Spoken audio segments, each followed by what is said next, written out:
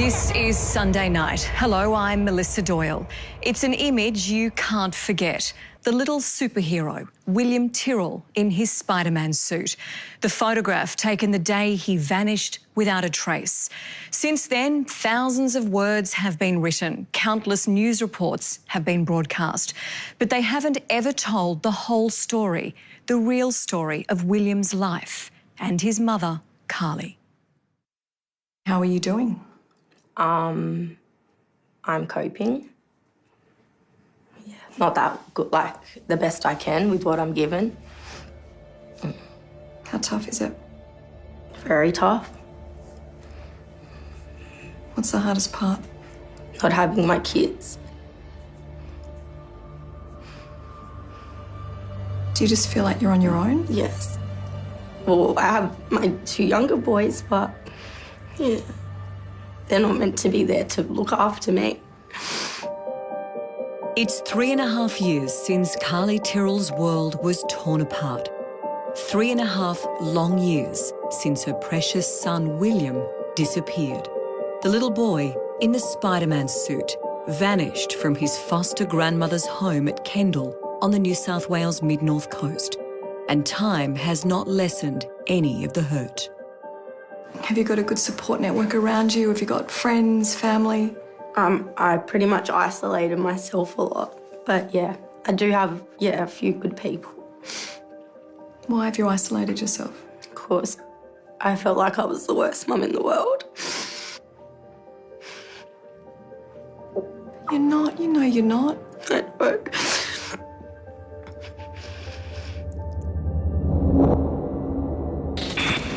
For 4 long days, an army of volunteers and police have searched for little William Tyrrell, and still not a single clue. We'll continue with a very open mind and we'll look at all avenues.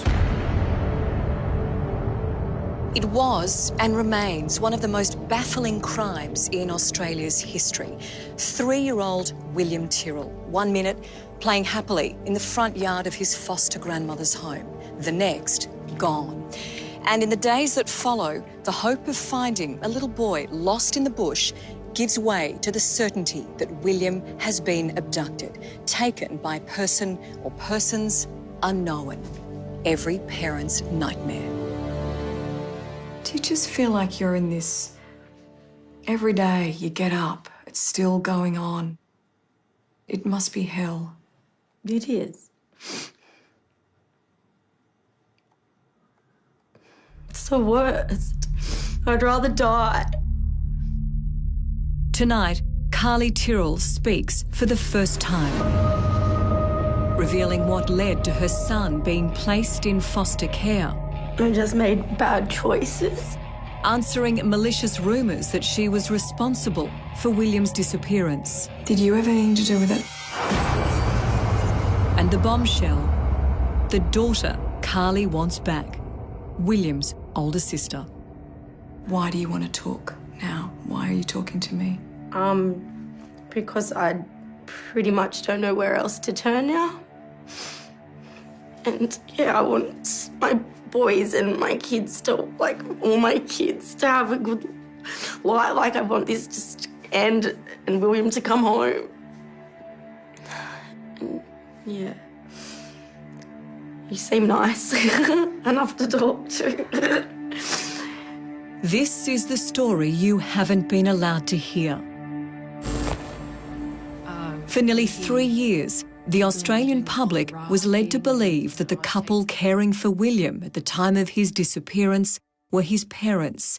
It was only last year, when a suppression order was overturned in the New South Wales Supreme Court, that the truth could be revealed, that William was in foster care, and that his birth mother was a young woman named Karlie Tyrrell.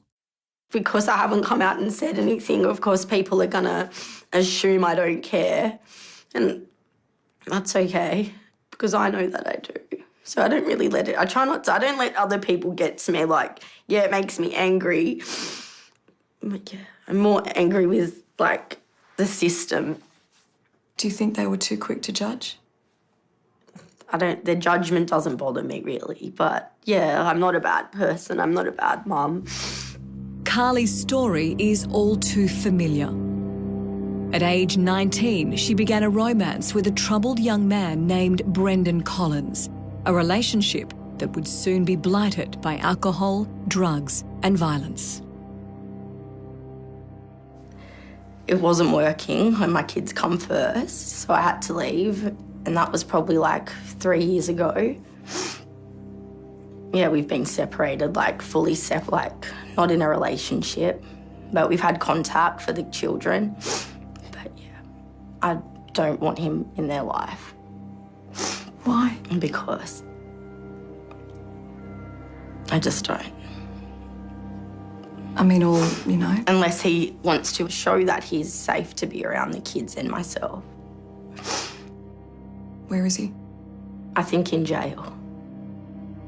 Karlie has had 4 children with Brendan Collins. First a daughter, then William, then the 2 boys who live with her now. But from the start, motherhood was challenging for Karlie.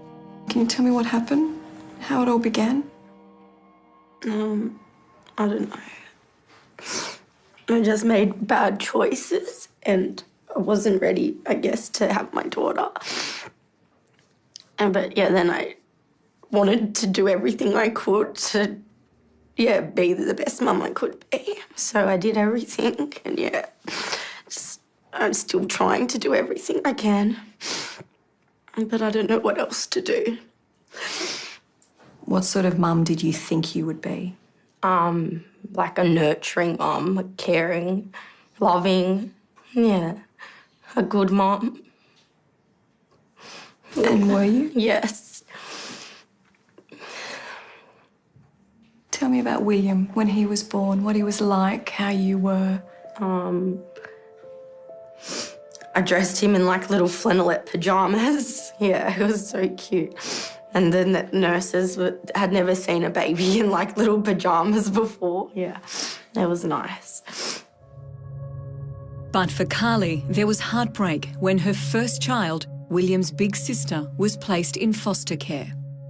Can you tell me what happened? Because I had domestic violence and drug and alcohol, marijuana.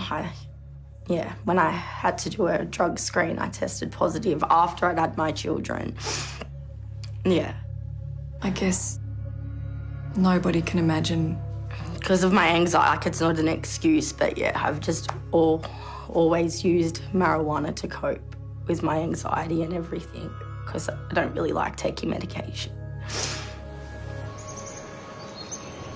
But after losing her daughter, Karlie had no intention of giving up William. She took her newborn son and the pair was on the run for 6 weeks.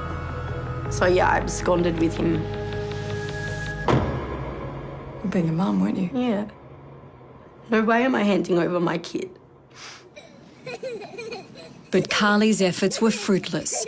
When William was 9 months old, he joined his sister with his new foster parents, a professional couple living in Sydney's leafy North Shore, who by all accounts provided them with a loving and caring home. In the beginning, were you allowed to see them much? Yes. I saw them 3 times a week, yeah, so that's why my daughter and William had such a close bond. Yeah. Because I always made sure that they would got to see each other. But the lives of all who love William are about to change in a way no one can imagine. It's the afternoon of Thursday, September 11, 2014. William's foster parents have finished work in Sydney. They're headed up the coast a day earlier than planned to see Nana with 3-year-old William and his 4-year-old sister in the back. After a 3-hour drive, they arrive at the house on Benaroon Drive in Kendall. The next morning, William's foster dad leaves the house briefly to find better mobile reception for a business call.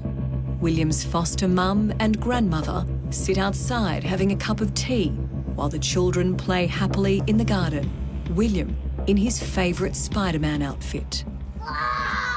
He was playing. He was having fun. He was in his Spider-Man outfit. In his Spider-Man outfit playing Daddy Tiger.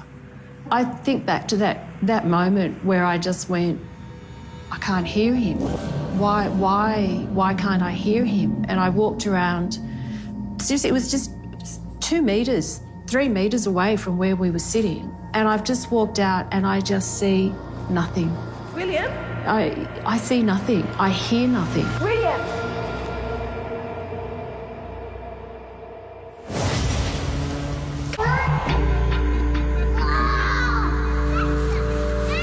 Little William has been playing hide and seek in the backyard with his sister. His foster mum and grandma are enjoying a cup of tea in the sun when they take their eyes off him for just a moment and the lively little boy disappears. It's a big block. There's lots of trees and places for a small child to hide. The two women search everywhere, right down to the street. You can imagine their growing panic, but William has vanished. I'm yelling out, William, where are you? You need to talk to Mummy. Tell me where you are. I can't see you. I can't hear you. Where are you? William? And he was nowhere. And I'm just standing there thinking, how could he just disappear? Because he just disappeared. I don't get it. I don't get it. Police emergency, this is Simone. Yeah, hi, my son is missing. He's 3.5. Sorry? What's your address? Benaroon Drive, Kendall. Okay, Benaroon Drive in Kendall? Yes. All right, I'm just going to bring that up on my map. I won't be a moment. Thank you. How long has he been missing? We've been looking for him now for about 15 or 20 minutes. And so begins a desperate search that within hours will involve hundreds of neighbours, SES volunteers and police. Back in Sydney, an 8 months pregnant Karlie is out shopping for baby things, unaware that William has gone missing. I thought I was having a girl anyway. Like, I was told it was a girl, so I was buying pink blankets and stuff on the day. But Karlie has barely arrived home when her world is shattered. Police were knocking on the door, asking, like, if I knew where William was, and started searching the house. Like, I was in shock. What did they say to you? They asked if William was here. The startled officers find a little boy playing in the backyard. They think it's William. It's not. It's Karlie's second son, William's younger brother. I was like, no, that's my son. Like, that's not William. William is not even in my care. Like, I don't know why you come in to ask me. And, yeah, they had a quick look around. So does that mean that they didn't really think that you had him? I don't know. Well, they could have looked a bit better. Not that I did have him, but, yeah, their police skills weren't very high standards. Were you in shock? Yeah, totally. Like, I didn't cry, I didn't have any reaction. Police initially looked closely at both families for a suspect. And I had police coming to see me every day. Yeah, getting followed, just everything. I just wanted to keep, like, my pregnancy. Like, I didn't want to get stressed out. Yeah. And then after I had the baby, I didn't know what to do about William. The search and rescue mission for William now becomes a manhunt for his abductor. One of the biggest investigations ever conducted by New South Wales Police. But investigators have little to go on. William's foster mother recalls seeing 2 cars parked across the road earlier that morning, but no one else saw anything. Brad, this is a really quiet cul-de-sac. It's out of the way.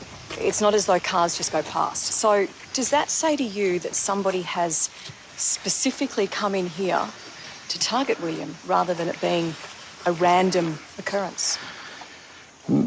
Mel, whoever's come in and taken William have come in with a particular purpose. There's no reason to drive into the street. It's a dead-end street. You've got to take a number of turns. It's not an area that's easily found. And there's no reason to be passing through. You can't pass through. Brad Jones is a forensic psychologist and former police officer with the New South Wales Major Crime Squad. It's a bold move to come here in the middle of the day to abduct a child, isn't it? It is, Mel. It's very bold. It's an area that would not be easily found. They're newcomers and they would be identified as foreigners to the area. Being in the mind of an abductor, what is their thought process at that time? There's a sense of excitement. There's a heightened awareness, an increase in heart rate, breathing, thinking probably goes a lot quicker. Once having considered what they were about to do, if they were going to take the boy, then there's a worry as far as who might see me, how do I prepare for that, how do I prevent being identified. They would have to have known what they were doing. Not so much that they necessarily know what they're doing in the sense that they have extensive experience in stealing children, but the ability to approach a child without having the child get fearful or scared, that's a skill. And that led police to believe that William was snatched by a pedophile.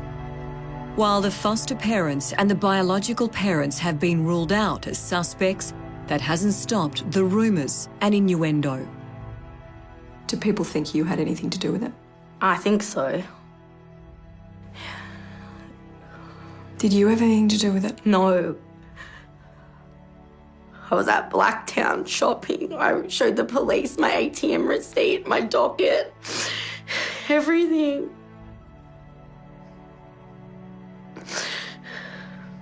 I couldn't believe, I still can't believe it. Do you think the foster family that was taking care of William feel guilt? They should. I don't want to blame the carers, but yeah, they were responsible for looking after him and they failed. She went inside and made a cup of tea, if that's the case. Okay, that's an accident and that's unfortunate, but it doesn't make any sense to me. Kids don't just go missing. But William's foster parents were also heartbroken. We need to know where he is and we need to know what happened to him because we can't live forever like this. Go, William. From the start, the investigation has been clouded in secrecy. The identity of both Karlie and the foster parents was suppressed, leading some to suggest this hindered the investigation. I think it's very likely that the veil that surrounded the biological parents probably made the investigation more difficult, certainly in those initial days, weeks and months. Bruce Morecambe knows better than any parent what it is to have a child missing. When his son Daniel disappeared in 2003, Bruce and his wife Denise made it their mission to ensure nobody ever forgot. 8 long years later, Daniel's killer, Brett Peter Cowan, was finally caught.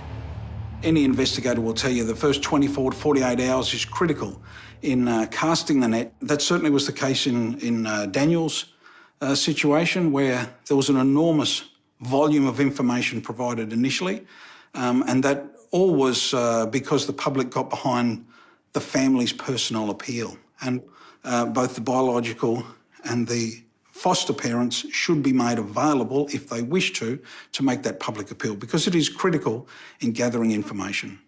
How do you cope? How do you get up day after day and just not give up hope? It's very much about wanting to contribute to the investigation, and that at least allows you to put your head on your pillow at the end of the day. As sad as that is, at least you can rest thinking, I've done my bit, and tomorrow I'm going to do something else to try and find the answers here. When William first went missing, just that urge to scream for help and tell everyone and get them to find him, and you weren't able to. I don't know, because he was in care. It was in the best interest of William, finding William, that I let the carers do everything. I thought it was best. I thought that was the best way, because they're professional, they know what they're doing.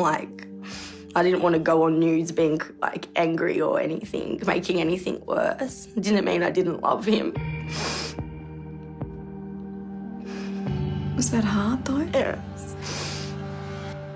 Very hard.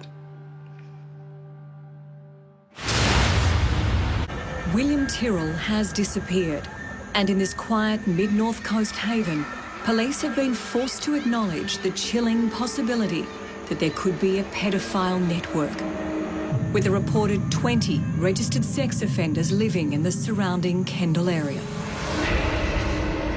3 in particular have made headlines. One, a person who for legal reasons we are unable to identify. Then there's Tony Jones. You want it smashed? Tony Jones, you want it? Only recently released from jail for the indecent assault of a young girl. And his friend, Paul Bickford, also convicted of indecent assault of a minor. All 3 have denied any involvement in William's disappearance. What do you think happened to William? Well, I don't like to speculate. It's not nice. So I don't really know. That's all I want to know.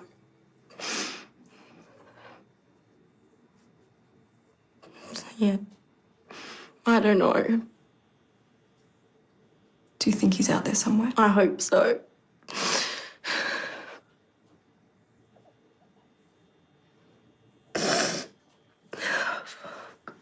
And I want my daughter, like, I want my kids to be together. They're meant to be together, like their brother and sister. Okay, so anyone that's watching this, anyone that's going to see you, what do you say to them? What can we do? Just don't hurt him.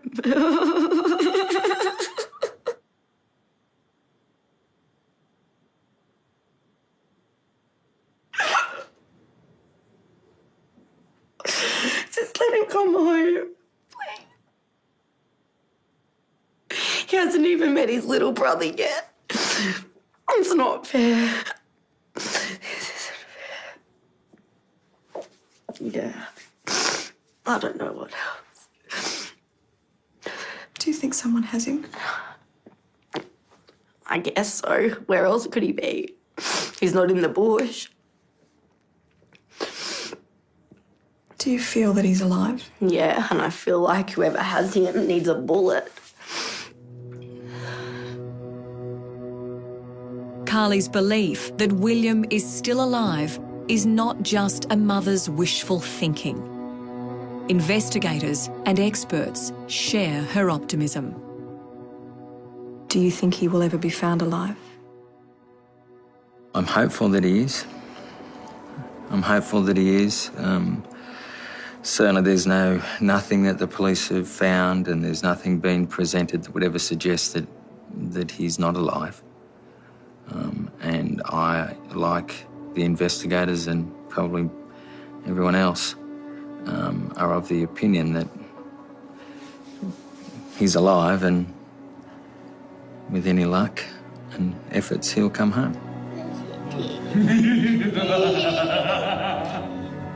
If William is still alive, he'll turn 7 in June. You finished? No, I didn't. Lick your fingers, lick your hand.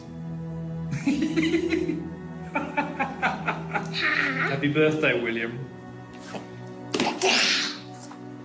I don't want to upset you, but what do you do to mark his birthdays? Nothing really, because it's my birthday as well. It must be a strange day. Yeah, I just pretend it's not happening. Yeah. Like, I want to celebrate it in a way, like, but then it feels like it doesn't feel right. Especially, like, for my 4-year-old. So, or let's go celebrate your missing, like, brother's birthday. I can't do that to them. Yeah. Is there anything that you do privately to remember him? I just have a tattoo that's his star sign and my daughter's star sign. That's what my tattoos are. Both my kids' star signs. Yeah. So they're really close to you. Yeah. Always. Having both of her children taken into foster care was deeply traumatic for Karlie. Her daughter is still with the same family that William was abducted from. What would have been the best course for your children, the best thing? Just like to better support for like domestic violence with like for women that have kids so they can leave and not be put in that position, not have the kids put in that position. Should they have stayed with you? Yes. Yes.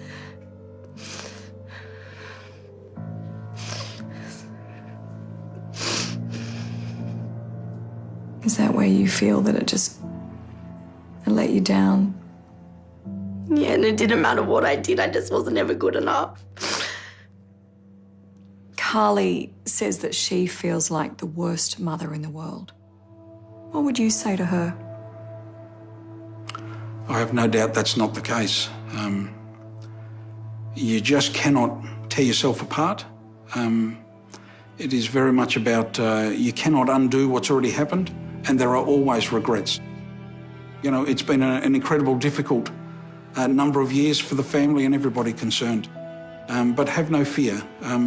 Like Daniel, William is loved by the whole of Australia, and we will not rest until we find that answer and who's responsible. It's been hard for Karlie to do this interview. She's intensely private and still struggling, but finally feels going public has given her the chance to help find her son. If he's sitting somewhere and he's watching a telly and he can see you and you can see him through that, what would you say to him? I love you so much. I miss you. Oh, fuck.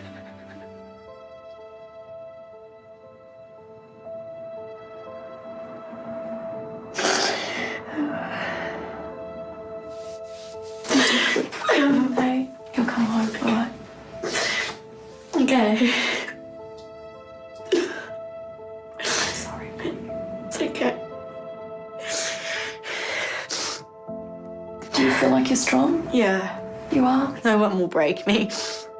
They just need their mom. That's all they need is their mom. And there's a $1 million reward for information that leads police to William. So if you know anything about the disappearance, please contact Crime Stoppers. The details are on our website and Facebook page.